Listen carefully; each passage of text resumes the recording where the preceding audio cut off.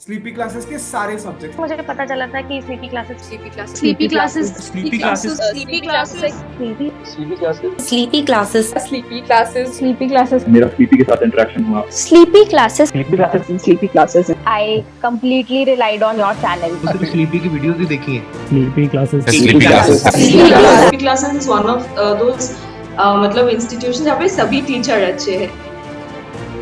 Hi everyone, my name is Ashwaryam Prajapati and I have secured All India Rank 10th in UPSC Civil Services Examination 2023।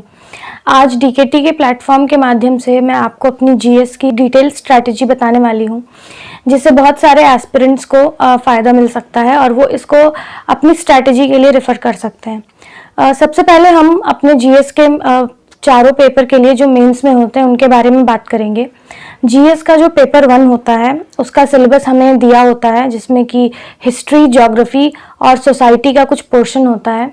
इसको prepare करने का जो तरीका है वो ज़्यादातर प्रीलिम्स से ही हमारा प्रिपेयर हो जाता है, क्योंकि हिस्ट्री और ज्योग्राफी के सोर्सेज सेम टू सेम वही हैं जो हम प्रीलिम्स के लिए रेफ़र करते हैं। हिस्ट्री में मैंने रेफ़र की थी स्पेक्ट्रम की मॉडर्न हिस्ट्री की, मॉडर्न इंडिया की बुक।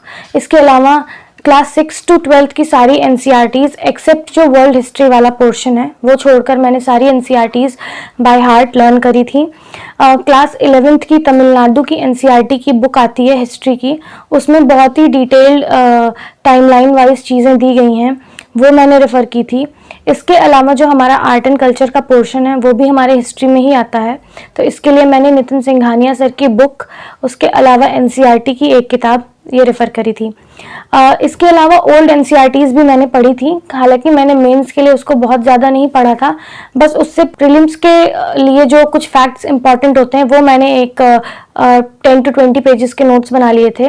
दोनों ही बुक सतीश चंद्रा और एक और जो एंशिएंट की बुक होती है उसके। इसके अलावा ज्योग्राफी के भी सोर्सेज मेरे सेम ही थे मेंस के लिए। जीसी लियोंग की बुक मैंने एक्स्ट्रा जो पढ़ी थी उसमें भी मैंने प्रीलिम्स के लिए जो सोर्सेज जो फैक्ट्स होते हैं वो ही अलग से नोट कर लिए थे। तो ऑल इन ऑल अगर देखा जाए तो जीएस 1 के लिए हमारे हिस्ट्री और ज्योग्राफी के सोर्सेज सिमिलर होते हैं। आंसर राइटिंग के लिए जो है कि मैंने प्रीवियस ईयर्स क्वेश्चंस जो है प्रैक्टिस किए थे। इसके अलावा कोई भी टेस्ट सीरीज़ आप ले लें, कोचिंग्स की जो भी टेस्ट सीरीज़ आप लगा रहे हैं उनको भी प्रिपेयर करें। बहुत सारे ऐसे कॉन्सेप्ट्स होते हैं ज्योग्राफी में पर्टिकुलरली जो हमें पता नहीं होते हैं, जो हमारी शायद बुक में भी नहीं होते हैं या फिर बुक में होते हैं और हम उन्हें ध्यान से नहीं पढ़ते हैं, तो वो क्वेश्चंस हमारे जो है कि टेस्ट सीरीज़ से प्रिपेयर हो जाते हैं। इसके अलावा जो सोसाइटी का पोर्शन है उसको प्रिपेयर करने का मेरा तरीका आसान था, क्योंकि मैंने सोशियोलॉजी ऑप्शनल लिया था, तो मेरा मेजर पोर्शन सोशियोलॉजी से ही कवर हो गया था सोसाइटी का। लेकिन जिनका कोई और ऑप्शनल सब्जेक्ट है तो सोसाइटी को प्रिपेयर करने का सबसे आसान तरीका है कि जो भी कीवर्ड्स वहाँ पर दिए गए हैं आपके सिलेबस वाले डॉक्यूमेंट में, वो कीवर्ड्स आप गूगल पे सर्च करें और उससे रिलेटेड किसी भी कोचिंग का आपको कोई राइटअप मिल रहा है, कोई आर्टिकल मिल रहा है, वो बिल्कुल उसी फॉर्मेट में होता है जिस फॉर्मेट में आपको तैयारी करनी होती है। फॉर एग्जांपल अगर आपका अर्बनाइजेशन है सोसाइटी में एक टॉपिक, तो आप अर्बनाइजेशन यूपीएससी करके आप उसे सर्च करिए। बहुत सारे राइटअप्स, आर्टिकल्स और जो है कि कोचिंग इंस्टीट्यूट्स के मटेरियल आपको मिल जाएंगे। उसमें से आप कोई भी 1, 2 या 3 मटेरियल खोल कर देखिए, उसमें आपको बिल्कुल पैटर्न वाइज दिया होगा कि व्हाट इज़ अर्बनाइजेशन, कुछ उससे रिलेटेड डेटा दिया गया होगा, what are the issues of urbanization, और कंपेयर कि किस इंडिया में कहाँ पर अर्बनाइजेशन का रेट ज़्यादा है या कहाँ पर कम है, what is the average rate of urbanisation in metro cities और in villages, what are the issues, what are the solutions, what does municipal corporation place, what role does the municipal corporation place in urbanisation and all that. वो सब चीज़ें आपको वहाँ पे मिल जाएंगी। उन सब चीज़ों को आपको कलेक्ट करके आपको अपने खुद के एक नोट्स बनाने हैं, या तो आप उसको ऑनलाइन बनाइए या तो हैंड रिटन। मैंने मोस्टली हैंड रिटन नोट्स बनाए थे, सारे 2-4 जगह के मटीरियल को इकट्ठा करके। बहुत ज़्यादा वेरिएशन नहीं होता है, तो 5-6 सोर्सेज आप इकट्ठा कर लीजिए और उनसे जो भी पॉइंट्स आपको मिल रहे हैं वो पॉइंट्स आप कलेक्ट करके अपने पास नोट करिए, अपने नोट्स में डालिए। जब आप किसी भी XYZ कोचिंग के मटेरियल्स देखेंगे या कोई आर्टिकल्स देखेंगे तो आपको खुद ही पता चलेगा कि 70 to 80% ऑफ द कंटेंट सबका सेम रहता है। अगर कुछ इश्यूज वाले पॉइंट्स दिए गए हैं तो वो आपको हर जगह सेम ही मिलेंगे, एक्सेप्ट कि 1-2 पॉइंट्स आगे पीछे होते हैं। तो आप 4-5 जगह से देखकर जितने डाइवर्स पॉइंट्स आप कलेक्ट कर सकते हैं उसके बारे में वो डाइवर्स पॉइंट्स आप लिखिए। इसके अलावा वैल्यू एडिशन करने का जो तरीका है वो हमारा करंट अफेयर से आता है। कोई भी न्यूज़ आप कोई भी बुकलेट कोई भी मैगजीन फॉलो कर रहे हैं उसमें जो भी एग्जाम्पल्स दिए हैं, जो भी डेटा दिया हुआ है, जो भी फैक्ट दिया हुआ है, किसी कमीशन की रिपोर्ट मेंशन की हुई है, वो सब चीज़ें आपको अपने नोट्स में इनकॉर्पोरेट करनी है। आप अपने नोट्स में उसको ऐड करें और उसी तरीके से प्रिपरेशन करें। GS1 का ऑल इन ऑल यही रहता है, हिस्ट्री, ज्योग्राफी एंड सोसाइटी। इसके अलावा जो है कि आंसर राइटिंग हमारी साथ में चलती रहती है। GS2 की बात करें तो पॉलिटी उसमें पहला सब्जेक्ट है। मेरा जो पॉलिटी का सोर्स था प्रीलिम्स के लिए और मेंस के लिए सेम था, जो कि एम लक्ष्मीकांत जी की बुक थी, वहीं से मैंने करा था। हालांकि जो एम लक्ष्मीकांत की बुक है वो हमारे मेंस के लिए सफिशिएंट नहीं है, तो इसके लिए आप कोई एक और एडवांस बुक रेफ़र कर सकते हैं। मैंने जो है कि होली करंट अफेयर पे ही रिलाई किया था अपने मेंस के लिए भी, पॉलिटी के लिए भी। तो जो भी बुकलेट या जो भी मैगजीन आप पढ़ रहे हैं उसमें जो भी पॉलिटी से रिलेटेड, आपके कॉन्स्टिट्यूशन से रिलेटेड कोई अमेंडमेंट हो रहा है, कोई कमीशन बना है, किसी कॉन्स्टिट्यूशनल बॉडी में कोई चेंज आया है, उसके अपॉइंटमेंट में चेंज आया है, ये सब चीज़ें आपको डेली न्यूज़ में, न्यूज़ आर्टिकल्स में मिलती हैं। आप अपनी मैगजीन से वो चीज़ें पढ़ें। उसका जो भी बैकग्राउंड है, जो भी उसको पढ़ने का तरीका ये है कि आपका जो भी बैकग्राउंड है वो सब आपके एम लक्ष्मीकांत में दिया हुआ है कि अगर फॉर एग्जांपल अगर कुछ सुप्रीम कोर्ट से रिलेटेड चीज़ें चल रही हैं न्यूज़ में तो आपको वो किस आर्टिकल में आता है, अपॉइंटमेंट कैसे होता है, जजेस का कॉलेजियम क्या होता है, ये सब चीज़ें आपको जो है कि आपकी बुक में दी हुई हैं। जो चीज़ें आपको बुक में नहीं दी हुई हैं, जैसे कि कुछ चेंज आया तो उसका इम्पैक्ट क्या पड़ेगा, वो चेंज नहीं होने से क्या इम्पैक्ट पड़ रहा था, बाकी किसी दूसरी कंट्रीज़ में, डेमोक्रेटिक कंट्रीज़ में क्या प्रोसीजर फॉलो होता है किसी चीज़ को लेकर, किसी चीज़ के पर्टिकुलर अपॉइंटमेंट का, रिक्रूटमेंट का या इलेक्शंस के लिए क्या प्रोसीजर फॉलो होता है, हमारी कंट्री में पहले कैसे होता था वो चीज़, अभी कैसे हो रही है, कैसे अपॉइंटमेंट होते थे, कैसे हो रहे हैं, ये सब चीज़ें आपको उसमें जो है कि एनालाइज करके दी हुई हैं। आपको वो चीज़ें अपने मेंस के लिए प्रिपेयर करनी है। मैंने क्या किया था कि मैं अपने करंट अफेयर्स के वही सब जो सारे पॉइंटर्स जो होते थे वो मैं उनको अपने लक्ष्मीकांत में ऐड कर लेती थी। जैसे कि अगर पंचायती राज का है, कोई न्यूज़ चल रही है तो उसके इश्यूज आपको बताए जाएंगे। कुछ अगर बेटर परफॉर्मेंस कर रहे हैं कोई PRI तो आपको उनके बारे में एग्जाम्पल दिया जाएगा। कहीं जो है कि कहीं कोई इशू चल रहा है, कहीं कोई चीज़ें चल रही है तो आपको वो उसमें दी होंगी बुकलेट में, आपको जस्ट वो अपने नोट्स में इनकॉर्पोरेट करना है। इस तरीके से आपको पॉलिटी की प्रिपरेशन करनी है। पॉलिटी के बाद उसमें जो पोर्शन होता है वो गवर्नेंस का होता है। उसमें भी बहुत सारे कीवर्ड्स मेंशन हुए हैं, अकाउंटेबिलिटी, ट्रांसपेरेंसी और सिटीजन चार्टर, ये सब चीज़ें मेंशन की हुई हैं। तो मोस्टली मेरा जो प्रिपरेशन का स्ट्रैटेजी था वो करंट अफेयर से ही हो जाता था, क्योंकि अगर सिटीजन चार्टर के बारे में कोई न्यूज़ आई है कि पंचायती राज का सिटीजन चार्टर आ रहा है तो आपको वो सिटीजन चार्टर के बारे में सारी चीज़ें बता देंगे कि वो पहले कहाँ आया था, वो क्या होता है, उसके क्या पिलर्स हैं, उससे क्या सिटीजन्स को क्या फ़ायदा होता है। तो ये सारी चीज़ें उसमें दी रहेंगी, आप वहाँ से भी कर सकते हैं। इसके अलावा वही पुरानी स्ट्रैटेजी फॉलो करनी है। वो कीवर्ड आपको गूगल पर सर्च करना है। आपको जो भी 4-5-6 कोचिंग्स का आपको जिस पर ट्रस्ट है आप उनका जो है मटेरियल निकालिए, 2-4 पढ़िए और आपको जितने डाइवर्स पॉइंट्स मिल रहे हैं वो कलेक्ट करिए। इससे आपका जो है कि गवर्नेंस वाला पोर्शन भी पूरा प्रिपेयर हो जाएगा। इसके बाद GS2 में इंटरनेशनल रिलेशंस का जो पोर्शन है पूरा का पूरा मेरा करंट अफेयर से प्रिपेयर हुआ था। मैंने एक ही बुकलेट पे रिलाई किया था, उसी बुकलेट से, उसी मैगजीन से मैं सारा करंट अफेयर्स जो है इंटरनेशनल रिलेशंस का पढ़ती थी। बहुत ज़्यादा आपको पीछे जाने की ज़रूरत नहीं है कि नेबर्स के साथ हमारे क्या रिलेशंस थे, कितने टाइम से क्या चल रहा है, इतना बहुत डीप में जाने की ज़रूरत नहीं है। आप जहाँ जिस भी सोर्स से पढ़ेंगे आपको थोड़ी बहुत 8-10 लाइन की हिस्ट्री दी रहेगी कि मेजर ये वाली treaty, friendship treaty for example Nepal के साथ हमारी इस ईयर में हुई थी, तब से हमारे रिलेशंस कॉर्डियल हैं, या फिर हमारे डिप्लोमेटिक रिलेशंस की शुरुआत इस साल में हुई थी, इससे ये हमारे रिलेशंस अभी तक चल रहे हैं। ये सब छोटी छोटी चीज़ें आपको थोड़ा 1-2 चीज़ें बैकग्राउंड में पता होनी चाहिए, वो आपके मैगजीन से ही कवर हो जाएगी। कोई बहुत एक्स्ट्रा बुक आपको पढ़ने की ज़रूरत नहीं है अनटिल एंड अनलेस कि आपका वो ऑप्शनल है। तो उस तरीके से आपका जो है कि इंटरनेशनल रिलेशंस भी हो जाएगा। अगला जो टॉपिक आता है आई थिंक GS2 में वो सिक्योरिटी और डिफेंस का टॉपिक है। तो मोस्टली मैंने कोचिंग की ही जो फ्री की बुकलेट्स आपकी अवेलेबल है ऑनलाइन उनसे प्रिपेयर किया था। उसमें जो भी आपके कीवर्ड्स मेंशन है, लेफ्ट विंग एक्सट्रीमिज्म या फिर फंडामेंटलिज्म, जो भी चीज़ें हैं आपका वही पैटर्न होना चाहिए कि आप उसको गूगल पे सर्च करिए और कोचिंग का मटेरियल निकालिए और अपने नोट्स बनाइए। इसी तरीके से आपको पूरा मेंस का कंटेंट इसी तरीके से तैयार करना है। GS2 के बाद डिफेंस और सिक्योरिटी में करंट अफेयर्स का रोल ज़्यादा इंपॉर्टेंट है, पर्टिकुलरली डिफेंस, सिक्योरिटी और IR में। तो करंट अफेयर्स आपको हमेशा ही पढ़ने हैं इसके लिए, और जब भी आप आंसर लिखें तो आप यही कोशिश करें कि जो भी चीज़ें चल रही हैं उनसे रिलेट करके आप लिख सकें। इसके बाद जो GS3 है हमारा, उसमें बहुत सारे मल्टीपल टॉपिक्स हैं, इकोनॉमिक रिलेटेड हैं, कुछ एनिमल हस्बेंड्री से रिलेटेड हैं, डिजास्टर मैनेजमेंट है उसमें, और जो भी छोटे छोटे टॉपिक्स हैं, इन्वायरमेंट है, साइंस एंड टेक्नोलॉजी है, ये सब सारे टॉपिक्स हैं। तो आपको पहले तो हर एक कीवर्ड को एक टॉपिक मानना है। कोई भी कीवर्ड है उसको आप एक टॉपिक मानेंगे। जैसे कि अगर एनिमल रियरिंग दिया हुआ है तो वो आपका एक टॉपिक है, उस पर आपके 2 से 3 पेज के नोट्स होने चाहिए। वो नोट्स आप अगेन वही प्रोसीजर फॉलो करेंगे। कहीं की भी आपको बुकलेट मिल रही है किसी कोचिंग की या फिर किसी कोचिंग का मटेरियल मिल रहा है वो आप फॉलो करेंगे। करंट अफेयर्स जब आप कोई भी मैगजीन देखेंगे तो इन सब सारे टॉपिक से रिलेटेड आपको पॉलिसीज देखने को मिलेंगी, गवर्नमेंट के स्टेप्स देखने को मिलेंगे, वो आपको कलेक्ट करते रहना है। आपको एक आप जो है कि पार्टीशन बना के रखिए कि यहाँ पे इसका कंटेंट है, यहाँ पे इसके वैल्यू एडिशन पॉइंट्स हैं, उस तरीके के। तो एक बार जब कंटेंट प्रिपेयर हो जाएगा उसके बाद हम उसमें अपना वैल्यू एडिशन करेंगे। GS 1, 2 और 3 के लिए कंटेंट प्रिपरेशन का यही तरीका रहा है, ऑनलाइन सोर्सेज, मल्टीपल सोर्सेज से एक इन्फॉर्मेशन कलेक्ट करके अपने नोट्स में बनाना।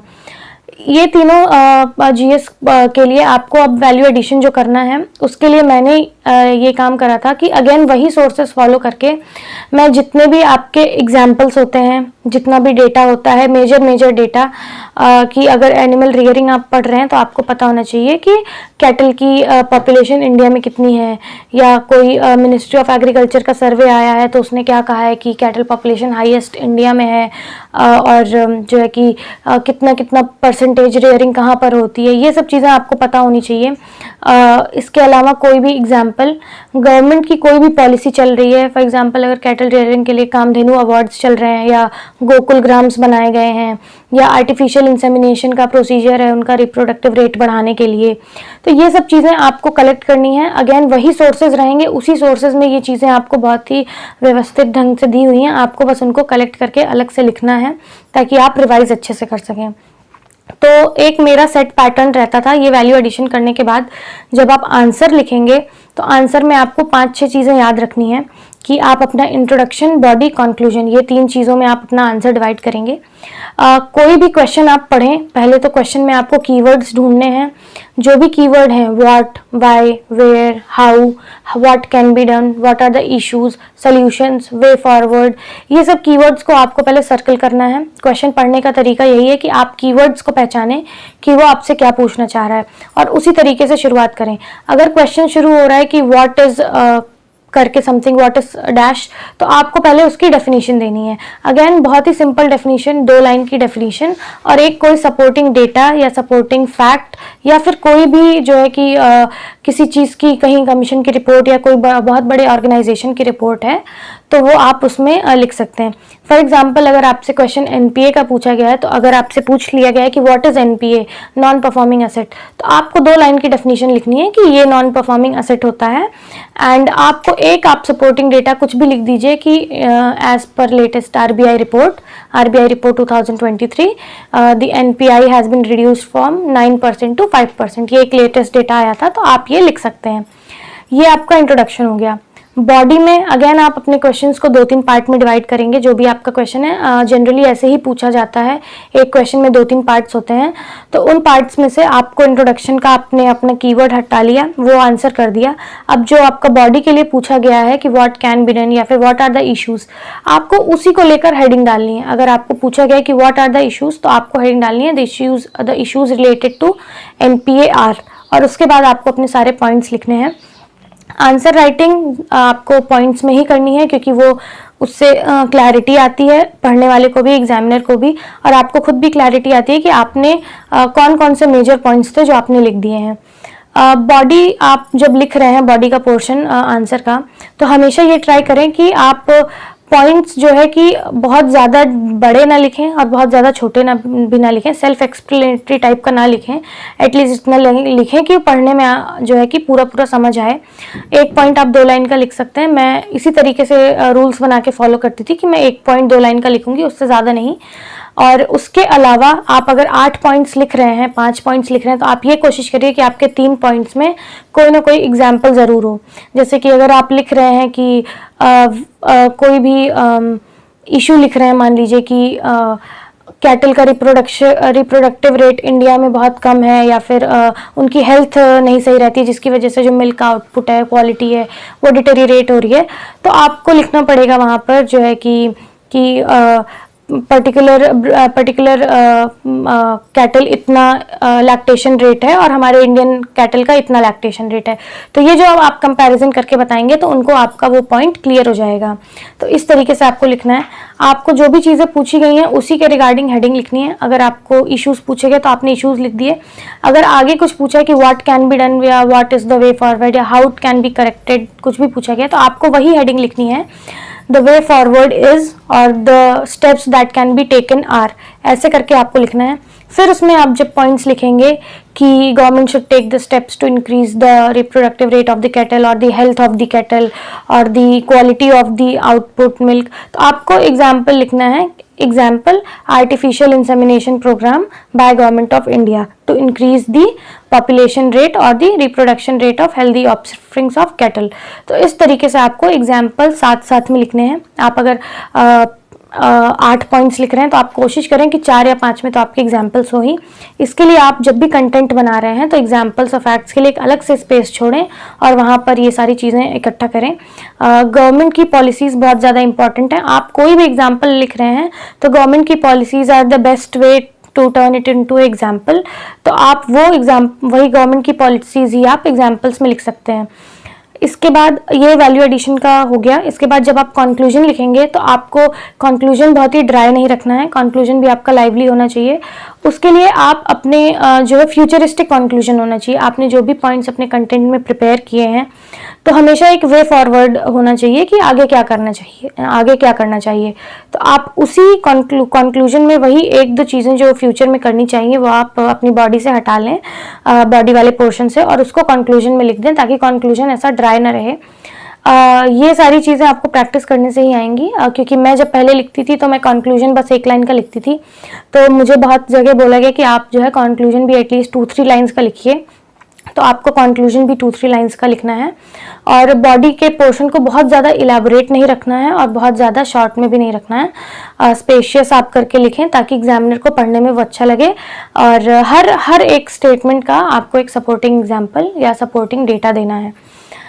इससे आपके मतलब मार्क्स बढ़ने के चांसेस ज़्यादा हैं, क्योंकि कंटेंट सिमिलर ही होता है मोस्टली एस्पिरेंट्स का, बस जो वैल्यू एडिशन वाला पार्ट है वहीं पे सब अलग हो जाता है। GS 1, 2, 3 में टोटली यही स्ट्रैटेजी रही है।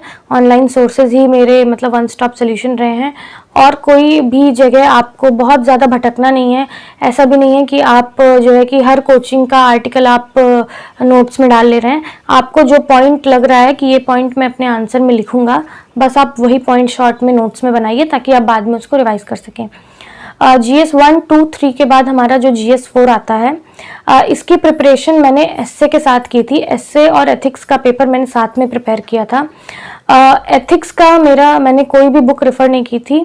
आपको जो है कि एथिक्स के सिलेबस में सारे कीवर्ड्स अगेन दिए हुए हैं। उन कीवर्ड्स को सबसे पहला स्टेप आपका है उन कीवर्ड्स का 1-1 लाइन की 2-2 लाइन की डेफिनेशन आप खुद से भी बना सकते हैं और बुक से भी देख सकते हैं या फिर ऑनलाइन सोर्सेज से भी देख सकते हैं। मैंने जो मेरा मेन कोर प्रिपरेशन हुई थी वो टॉपर्स की कॉपीज़ से हुई थी। तो मैंने 2014 या 15 के बाद के सारे टॉपर्स की कॉपीज़ निकाली थी। आपको कहीं भी मिल रही, किसी भी साइट पे, किसी भी टेलीग्राम चैनल पे। तो मुझे टेलीग्राम चैनल से भी मिली और मैंने बाकी साइट्स पे भी देखा।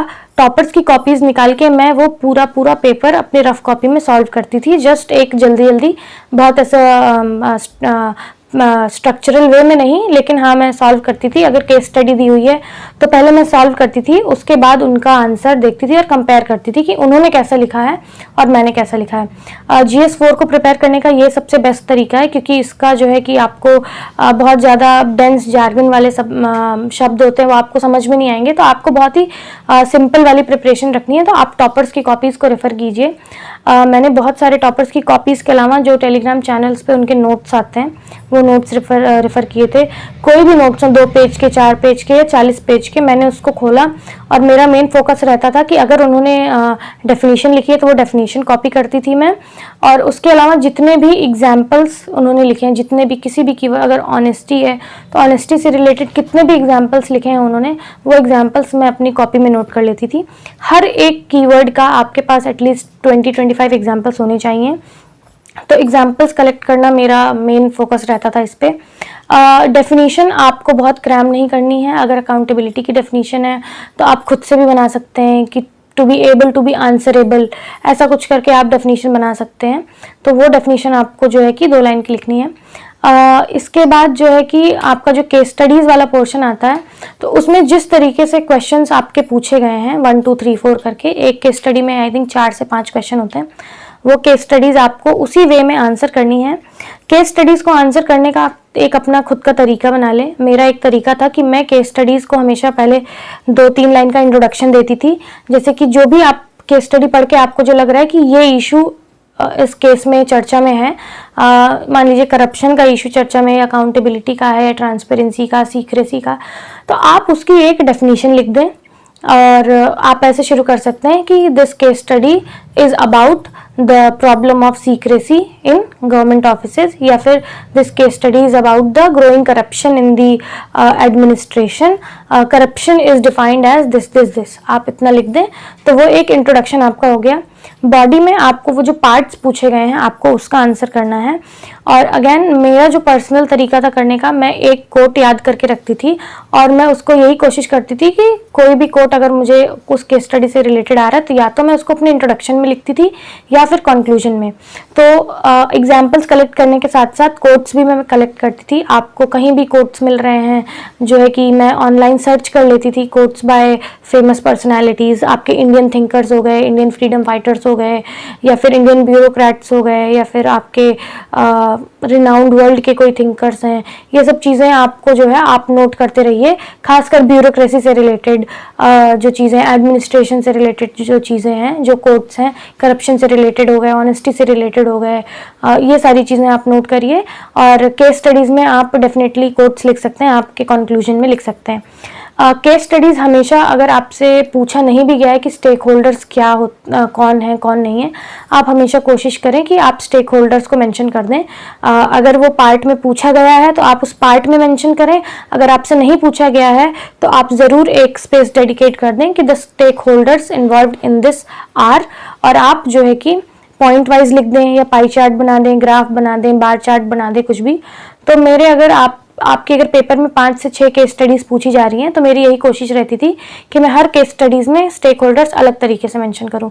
तो कभी मैं बार चार्ट, वर्टिकल डायग्राम या फिर कुछ भी ऐसा पाई चार्ट बना देती थी, या स्टेप वाइज बना देती थी, पिरामिड बना देती थी और उसमें मेंशन कर देती थी। तो एथिक्स का यही तरीका है, एग्जाम्पल्स, कोट्स और जो है कि बाकी जो आपसे पूछा गया है। आप मैक्सिमम नंबर्स ऑफ एग्जाम्पल्स इसमें लिख सकते हैं क्योंकि मोस्टली ये पेपर आपका एग्जाम्पल्स के ही थ्रू होता है। बट एग्जाम्पल्स डायरेक्ट ना आप पुट फॉरवर्ड करें, हमेशा 2-4 लाइन का एक आपका सपोर्टिंग स्टेटमेंट होना चाहिए जिसके बाद आप एग्जाम्पल लिखें। जैसे कि आप अगर ऑनेस्टी के बारे में लिख रहे हैं तो आप ये लिखिए कि honesty is very much required in administration, and जो भी आपको लिखना है आप लिखने के बाद फिर एक एग्जाम्पल दें कि like this personality did this shows their dedication, commitment और whatever। तो आप वो चीज़ें आप करें। इसके अलावा जो एस्से का पेपर है जो मैं बता रही हूँ कि मैंने एथिक्स के साथ किया था, यही सारी चीज़ें आपको एस्से में काम आएंगी। आपने जो भी कोट्स याद किए हैं वो आपको एस्से में काम आएंगे, आपने जो भी एग्जाम्पल्स याद किए हैं वो एग्जाम्पल्स भी आपको एस्से में काम आएंगे। एस्से में भी, और एस्से और एथिक्स दोनों के पेपर में आपने जीएस के लिए जो भी डेटा याद किया है वो डेटा आप डेफिनेटली यूज़ कर सकते हैं, बट एक बहुत ही लिमिटेड फॉर्म में। अगर आपकी केस स्टडीज़ में आपको कोई करप्शन या कुछ भी का इशू है और मान लीजिए आपके पास कोई एक डेटा है कहीं का या किसी भी चीज़ का कोई डेटा है, कुछ रिनाउंड इंडियन इंस्टीट्यूट्स ने कोई डेटा निकाला है, ऑर्गेनाइजेशन निकाला है, तो आप अपने इंट्रोडक्शन में मेंशन कर सकते हैं केस स्टडीज़ में, या फिर कंक्लूजन में मेंशन कर सकते हैं। तो डेटा आप केस स्टडीज़ में या उसमें एथिक्स के आंसर्स में भी मेंशन कर सकते हैं, बट एक से ज़्यादा नहीं, क्योंकि वो थोड़ा सा एक एथिकल पोर्शन है। तो आपको बस एक सपोर्टिंग डेटा अगर देना है तो वो आप मेंशन कर सकते हैं। स्लीपी क्लासेस के सारे सब्जेक्ट। मुझे पता चला था कि sleepy classes Sleepy classes. Sleepy classes. Sleepy classes. Sleepy classes Sleepy classes. मेरा स्लीपी के साथ इंटरेक्शन हुआ। Sleepy classes sleepy classes I completely relied on your channel. तो स्लीपी की वीडियोस भी देखी हैं। Sleepy classes. Sleepy classes is one of those मतलब इंस्टीट्यूशन जहाँ पे सभी टीचर अच्छे हैं। इसके अलावा एस्से में भी यही पैटर्न फॉलो करना है, इंट्रोडक्शन, बॉडी, कंक्लूजन। इंट्रोडक्शन आपका एक पेज का होगा, एक पेज में आप इंट्रोडक्शन, अब उसके बहुत सारे तरीके हैं कि आप कैसे इंट्रोडक्शन देना चाहते हैं। मेरा जो लिखने का तरीका था, मैं एनेक्डोट्स लिखती थी, स्टोरीज लिखती थी।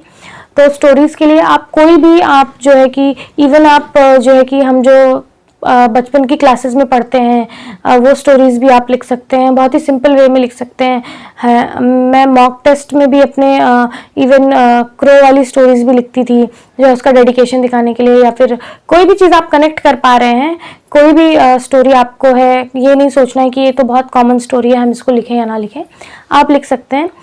स्टोरीज कलेक्ट, अगर आप एनेक्डोट्स या स्टोरीज लिख रहे हैं इंट्रोडक्शन में, तो उसको आपको पहले से ही आपको एक स्टोरी बैंक बनाना है जिसमें आप ये स्टोरीज कलेक्ट करें। अगेन मेरा वही पैटर्न रहता था, मैं टॉपर्स की ऐसे कॉपीज निकालती थी और उसमें मुझे बहुत ज़्यादा स्टोरीज मिल जाती थी, सबने एनेक्डोट से स्टार्ट करते थे, वो मैं अपनी कॉपीज़ में नोट कर लेती थी। और इस तरीके से मैंने बहुत सारी स्टोरीज नोट करी। आप कोई भी बुक, आपको जैसे कि एक बुक आती है यू कैन विन नाम की बुक है, शिव खेरा जी की, उसमें भी बहुत सारी स्टोरीज दी हुई हैं, तो मैंने वो भी रेफ़र करी थी स्टोरीज़ के लिए, तो आप वो देख लें, उसमें भी बहुत सारे छोटे छोटे एनेक्डोट्स दिए हुए हैं। तो जब भी आप अपना एस्से स्टार्ट करें और आपको ऐसा टॉपिक मिल रहा है जिसपे आपको एक एनेक्डोट याद आ रहा है, तो वो एनेक्डोट आप लिखें, पर उसको ऐसे लिखें कि एस्से में जो पूछा गया है वो आपका वो कीवर्ड हाईलाइट हो।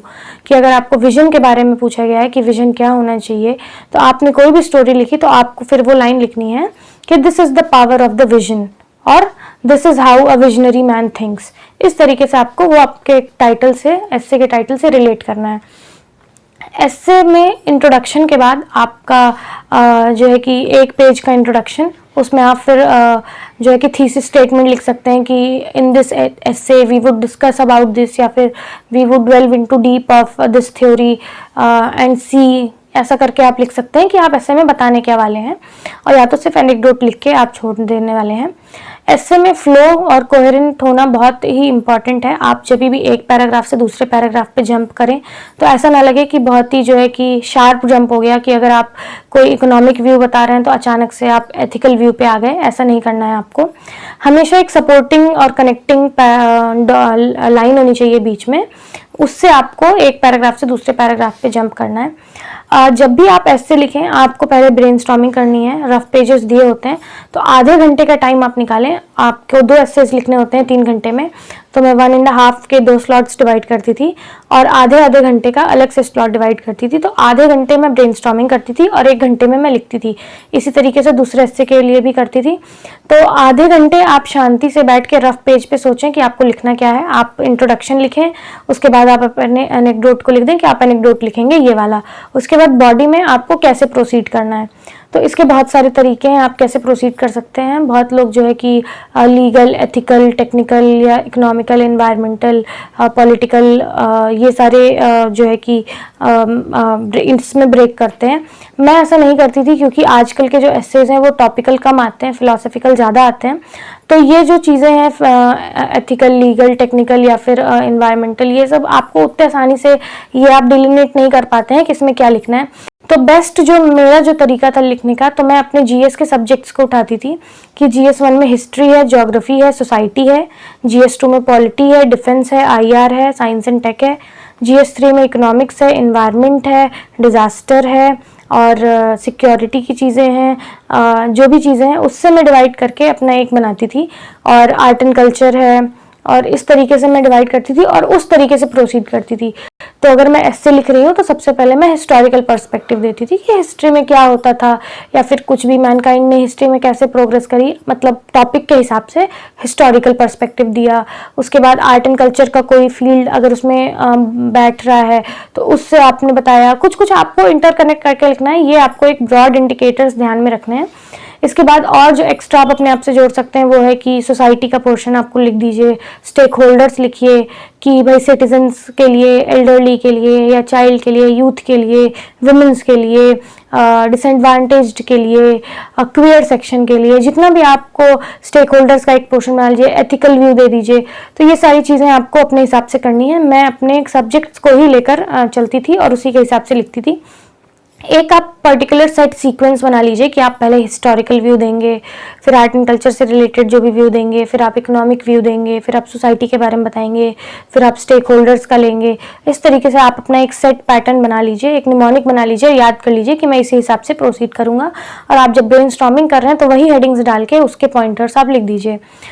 जितने भी आपके ब्रॉड इंडिकेटर्स बन रहे हैं उसमें एक एक पैराग्राफ आप लिखिए और एक पैराग्राफ से दूसरे पैराग्राफ पे जंप करते टाइम कनेक्टिंग लाइंस आपको कहीं भी मिल जाएंगी। अभी मुझे ध्यान नहीं आ रही है, जैसे कि आप कोई भी लाइन लिख सकते हैं कि बस as we have discuss this now we are going to discuss about this, ऐसे करके आप कुछ कुछ लिटरेटिव लाइंस होती हैं वो आपको किसी भी आप डालिए कि connecting lines in essays for UPSC, उस तरीके के करके बहुत सारे आपको आ जाएंगे।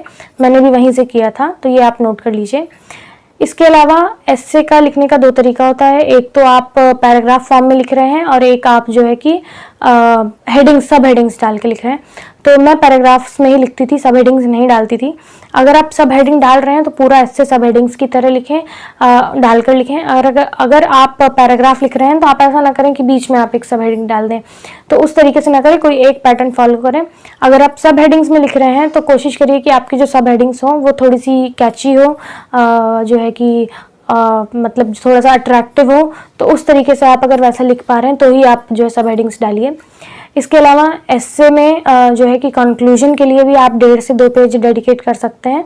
और कंक्लूजन हमेशा फ्यूचरिस्टिक होना चाहिए।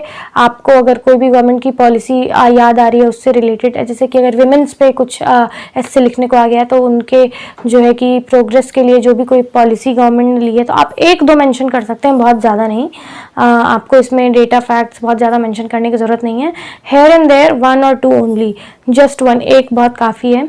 और कोट्स आप बीच बीच में लिख सकते हैं। मैं लिखती थी कोट्स, और मैं खुद से भी पोएम्स बना के लिखती थी 4 या 5 लाइन की राइमिंग पोएम्स। तो वो आप तभी करें जब आप कर पा रहे हैं। तो मॉक्स में मैंने बना के लिखे तो मुझे उस पर रिस्पॉन्स अच्छा मिला था, तो मैं अपने जो है कि रियल एग्ज़ाम में भी ऐसा करके आई थी। तो वही एग्जाम्पल्स जो आपने एथिक्स में दिए। और कंक्लूजन में आप ये भी एक तरीका ये भी फॉलो कर सकते हैं, कंक्लूजन हमेशा एथिकल व्यू में लिखिए। तो मैं अपना कंक्लूजन हमेशा एथिकल वाले उसमें लिखती थी, एथिक्स वाली सारी चीज़ें लिखती थी जो भी हमारी हैं, तो उस तरीके से करती थी। आधे घंटे ब्रेनस्टॉर्मिंग और 1 घंटे जो है कि लिखना। उसके बाद एस्से हो गया, जीएस के 4 पेपर्स हो गए। इसके बाद आप पेपर करने के बाद आपको जो भी लगता है कि आपको कीवर्ड्स हाईलाइट करने हैं तो आप जो है कि अंडरलाइन कर दें। बहुत ज़्यादा कोशिश ये ना करें कि आपकी पूरी कॉपी अंडरलाइन हो, बस कुछ कुछ कीवर्ड्स, कुछ कुछ डेटा आप जो है अंडरलाइन कर दें। मेंस के लिए भी आपका न्यूज़पेपर बहुत इंपॉर्टेंट है, कभी भी आप न्यूज़पेपर को पढ़ना मत छोड़िए। प्रीलिम्स के बाद भी, प्रीलिम्स और मेंस के बीच में भी आपको वही उसी तरीके से रेगुलरली न्यूज़पेपर पढ़ना है जैसे आप पढ़ते हैं। बहुत सारे एथिक्स के एग्जाम्पल्स आपको न्यूज़पेपर से भी मिल जाते हैं। जैसे कि मैं न्यूज़पेपर पढ़ती थी तो मुझे एक एग्जाम्पल मिला था कि किन्हीं ब्लाइंड कपल ने दिल्ली में कोई एक रेस्टोरेंट खोला है, कैफ़े खोला है।